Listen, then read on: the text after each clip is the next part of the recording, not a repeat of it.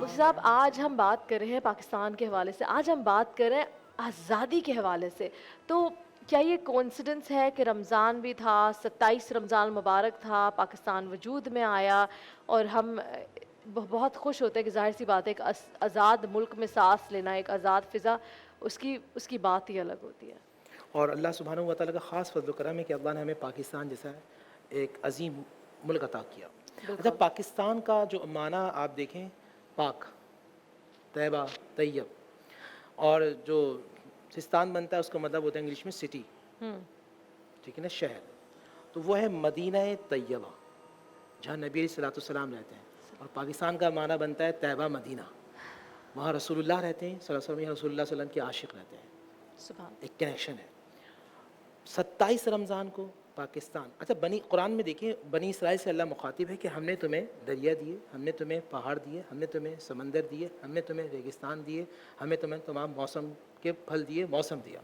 اس دنیا میں آپ کون سا ایسا ملک جہاں نظر ڈالیں جہاں کیٹو جیسا عظیم شان پہاڑ بھی ہے، تھر جیسا ریگستان بھی ہے، مری جیسا ایک خوبصورت ایک علاقہ بھی ہے، دوسرے آپ یہ دیکھیں سب جیسے ایک گرم شہر بھی ہے.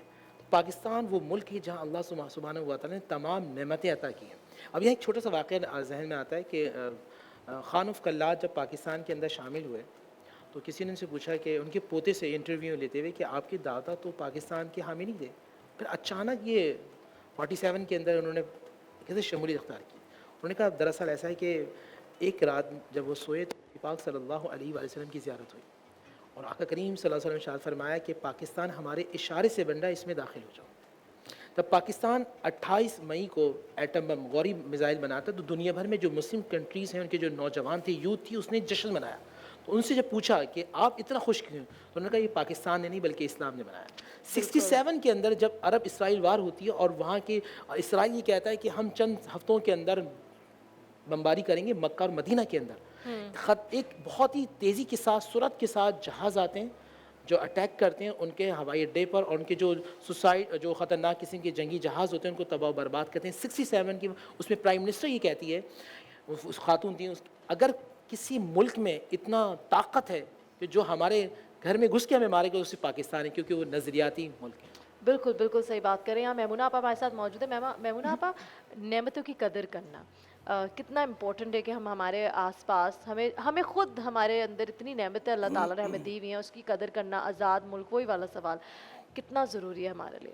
بسم اللہ الرحمن الرحیم. میں سمجھتی ہوں کہ ویسے تو اللہ تعالیٰ نے قرآن مجید میں فرمایا وَإِن تُعُدُّوا نِعْمَتَ اللَّهِ لَا تُحْصُوهَا، کہ اگر تم اللہ کی نعمتوں کو شمار کرنے لگو تو گنتی بھی نہیں کر پاؤ گے. بے شک. اتنی نعمتیں ہیں. بالکل. لیکن سب سے بڑی نعمت یہ ہے کہ جب آپ آنکھ کھولیں تو ایک آزاد ماحول ہو، آپ کو یہ معلوم ہو کہ یہ آپ کا وطن ہے. بالکل. خاص طور سے جب ہم دوسرے ممالک میں جاتے ہیں اور کہیں فلسطینی بھائیوں کو دیکھتے ہیں، کہیں شامی بہن بھائیوں کو دیکھتے ہیں، کہیں کشمیری بہن بھائیوں کو دیکھتے ہیں، بالکل. تو اس وقت ہم اپنے آپ کو دنیا کا خوش قسمت ترین انسان سمجھتے ہیں. بالکل. اللہ تعالیٰ کی نعمتوں میں سے یہ سب سے بڑی نعمت ہے. اختر شیرانی کے 2 اشعار میں آپ کو سناتی ہوں.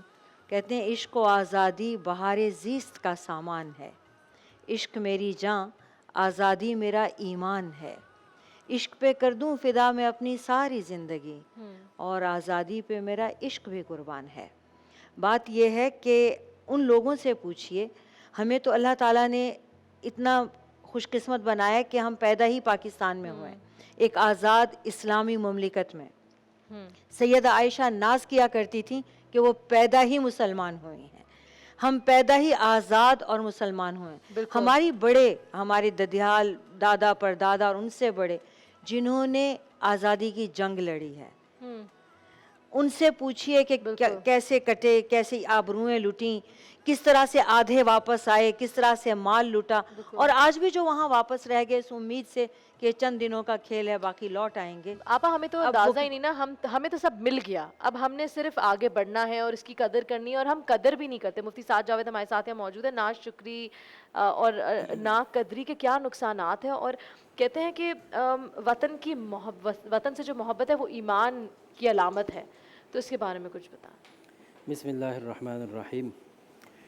دیکھیں نعمت اور اس کی قدردانی تو اللہ رب العزت کا سب سے بڑا حکم ہے، لئن شکرتم لازیدنکم ولئن کفرتم ان عذابی لشدید۔ فرمایا اگر تم شکر کرو گے میری نعمتیں بڑھتی چلی جائیں گی، اور ناشکری کرو گے تو میری نعمتوں کے اوپر جو ہے ناقدری کے نزدیک تمہیں جو ہے نقصان یہ ہوگا کہ وہ نعمتیں چھن جائیں گی اور اللہ کی پکڑ آئے گی۔ ہمارے ہاں جو ہے سب سے بڑا مسئلہ جو ہے اس ملک میں وسائل کی یا کسی کی قسم کے اسباب کی کمی کا نہیں ہے۔ الحمدللہ مولانا بیان کر رہے تھے کہ پاکستان کے اندر وہ تمام قدرتی وسائل موجود ہیں جو کسی ایک خوشحال خطے کے لیے ہوا کرتے ہیں، اور پاکستان ان تمام قدرتی وسائل سے مالا مال ہے۔ لیکن ہمارے ہاں ایک صدی گزرنے کو آئی ہے کہ ہم نے ان وسائل کی ناقدری کی ہے، ان معاملات کو ہم نے بے دریغ جو ہے استعمال کرتے ہوئے اپنے آپ کو دنیا کے اس خطے کے اندر کم ترین شمار کروا لیا ہے۔ اس وقت ہمیں پاکستان کے اندر کہیں بھی طور پر جتنے بھی چیلنجز کا سامنا ہے، چاہے وہ معاشی ہوں، معاشرتی ہوں، اخلاقی ہوں اور گھر بار کے ہوں، ان سب کی بنیاد ناقدری ہے۔ اللہ کے نبی صلی اللہ علیہ وسلم نے فرمایا انظروا الی من هو اسفل منکم ولا تنظروا الی من هو فوقکم لکی تزدروا نعمت اللہ علیکم، کہ جب بھی تم اللہ کی نعمتوں کو دیکھنے بیٹھو تو اپنے سے نیچے والے کو دیکھو، اپنے سے اوپر والے کے اوپر نظر کرو گے تو ناشکری پیدا ہوگی، اللہ کی نعمتوں کی ناقدری پیدا ہوگی۔ جب اپنے سے نیچے والوں کو دیکھو گے تو اللہ کی نعمتوں کی قدردانی پیدا ہوگی۔ امام عبداللہ ابن مبارک رحمۃ اللہ علیہ کا ایک قول ہے، کہتے کہ بڑے اللہ نے مال وسائل دیے تھے، کہتے کہ میں نے پہلے اپنا اٹھنا بیٹھنا مالدار اور پرتعیش لوگوں میں کیا تو میں ہمیشہ پریشان رہتا تھا۔ پریشانی کا عالم یہ تھا کہ میں چاہتا میرا کپڑے سب سے اچھے ہوں، کسی کو اچھے پہنے دیکھتا تو پریشان ہوتا، سواری سب سے اچھی ہو کسی کی اچھی دیکھتا تو پریشان ہوتا۔ پھر میں نے اپنے سے کم درجے کے طبقے کے ساتھ اٹھنا بیٹھنا کر دیا، اللہ نے میرے دل کو سکون دے دیا۔ ہم یہاں جو مقابلے کی دوڑ میں چل رہے ہیں بحیثیت پاکستانی، ہر ایک دوسرے کے کندھے کے اوپر پاؤں رکھ کر اسے جو ہے دبا کر خود آگے بڑھنا چاہتا ہے، اور وہ سب کچھ جو وسائل سب کے لیے ہیں وہ خود سارے کے سارے حاصل کرنا چاہتا ہے۔ اس کے نتیجے میں انارکی پھیل رہی ہے، انتشار پھیل رہا ہے، لوگ جو ہے وسائل کی کمی کا رونا رو رہے ہیں، لوگ معاشی جو ہے طور پر پریشانی کا جو ہے وہ سامنا کرنا پڑے۔ اگر ہم ان وسائل کو عدل کے ساتھ انصاف کے ترازو میں تول کر معاشرے میں مساوات کے ساتھ تقسیم کریں تو پاکستان ان تمام وسائل اور اسباب کا منبع اور مرجع ہے جس سے پوری دنیا جو ہے آپ نے بہت امپورٹنٹ بات سامنے رکھی۔ ہم لوگ اکثر ہماری عادت ہے کہ ہم اپنے سے اوپر دیکھتے ہیں اور اچھے سے اچھا چاہتے ہیں، لیکن کبھی بھی اپنے سے نیچے نہیں دیکھتے۔ تو ہم نعمتوں کے حوالے سے آپ بات کر رہے تھے اینڈ احساس کمتری کے حوالے سے بھی بات کر رہے تھے کہ جیسے کہ مفتی صاحب نے بولا کہ ہم لوگ کی عادت ہے کہ ہم ہمیشہ اپنے سے اونچوں کو دیکھتے ہیں، ہم کبھی نیچے نہیں دیکھتے۔ اور ہم جب چھوٹے بھی ہوتے تھے ہم اپنے ابو کو کہتے تھے ابو یہ والی گاڑی لینی، ابو وہ والی، ابو یہ، تو ابو ہمیشہ کہتے تھے بیٹا تم اوپر دیکھ رہی ہو، ذرا نیچے دیکھو، دیکھو جو لوگ پیدل چل رہے ہیں، جو لوگ سائیکل پہ چل رہے ہیں، جو لوگ رکشے میں جا رہے ہیں۔ تو آپ یہ اٹس سو نیچرل، ہم کیسے تبدیلی لائیں اپنے اندر؟ بسم اللہ الرحمن الرحیم، السلام علیکم۔ آپ سب کو 27 رمضان کی مبارکباد دیتے ہوئے اور پروردگار عالم سے یہی دعا ہے کہ رب العالمین اب چند دن بس رہ گئے ماہ رمضان المبارک کے، اس چند دنوں کو ہمارے لیے باعث برکت بنا دیں، آمین ثم آمین۔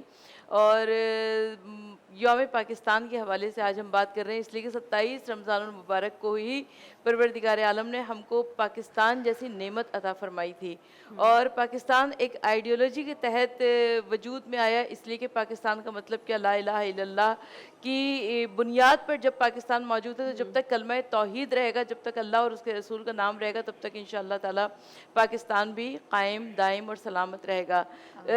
دنیا چاہے کتنے ہی نقصان پہنچانے کی کوشش کرے پاکستان کو، لیکن اس کے باوجود پاکستان وہ مملکت خداداد ہے کہ جس کے اوپر پروردگار عالم کی رحمتیں اور برکتیں موجود ہیں۔ اور آپ نے کمتری کے متعلق سوال کیا، جو احساس کمتری ہمارے درمیان میں پایا جاتا ہے، یقیناً یہ بڑی اہمیت کا حامل ہے، اس لیے کہ ہم لوگ اپنے سے اوپر والوں کی جانب دیکھتے ہیں، اپنے سے نیچے والوں کی جانب دیکھتے ہی نہیں ہیں۔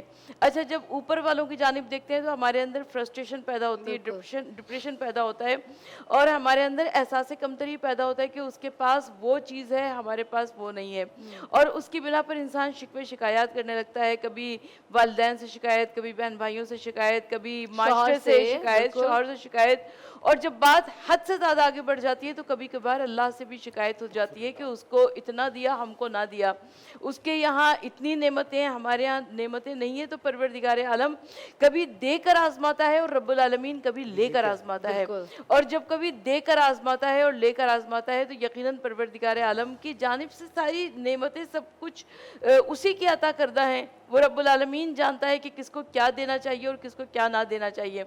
लेकिन इसके बावजूद इंसान मसलन इस दुनिया में दुआएं मांगता रहा, किसी के पास औलाद नहीं है वो औलाद के लिए दुआ मांगता रहा, किसी के पास पैसा नहीं है वो उस पैसे के लिए दुआ मांगता रहा, तो अगर दुनिया में उसकी तमन्ना पूरी ना भी हुई तो जब आखिरत में उसको उस दुआ का अज्र और सवाब अता किया जाएगा तो वो कहेगा कि परवरदिगार आलम काश मेरी दुनिया में कोई भी दुआ कबूल ना होती, इसलिए कि इतना ज़्यादा अज्र और सवाब है। सुभान अल्लाह। मेमुना आपा हमारे साथ मौजूद है। मेमुना आपा, जैसे कि आपने बताया कि हमारे बुजुर्गों ने बहुत कुर्बानियाँ दी तब जाके मुल्क, और अगर दीन ने इस्लाम में भी देखे तो कुर्बानियाँ तो सारी वो है। अब हम तो सिर्फ समझे हम तो सिर्फ फल खा रहे हैं, हमने कुछ भी नहीं करना, सिर्फ जो टीचिंग्स है उसको फॉलो करना है, वो भी हमसे नहीं होती।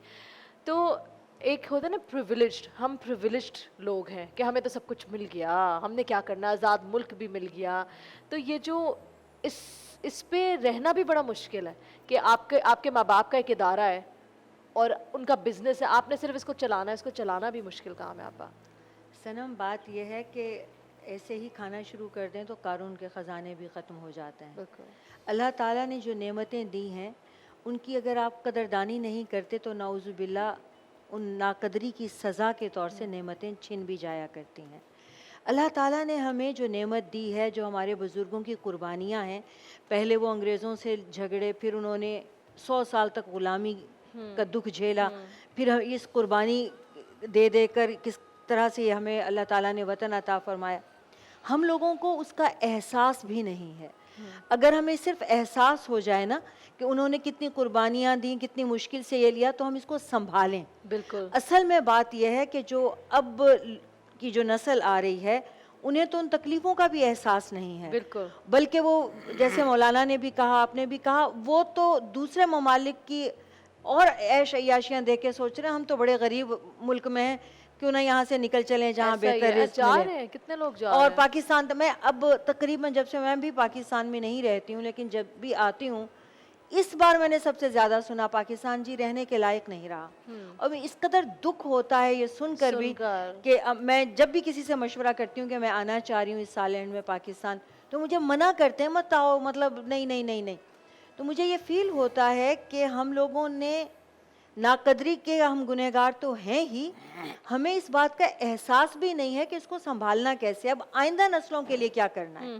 क्या ये एक हल है कि पढ़ते जाओ और निकलते जाओ, या ये है कि अब इसको इस लायक बनाया जाए, सोचा जाए, कोई लायहा अमल तैयार किया जाए कि अच्छा जो कमी खामी किसी की भी वजह से आई है उसको हम कैसे दुरुस्त करें और इस मुल्क को कैसे अल्लाह ताला की जो उसने नेमत अता की उसकी कदर करें, और जो खामियां कमियां हैं वो भी हमारी ही वजह से हैं, बिल्कुल, उनको दूर भी हम ही ने करना है। बिल्कुल ठीक। यहाँ वक्त हुआ एक छोटी सी ब्रेक का, ब्रेक के बाद हम वापस हाजिर होंगे। देखते रहिए नूर रहमान इश्क रमज़ान।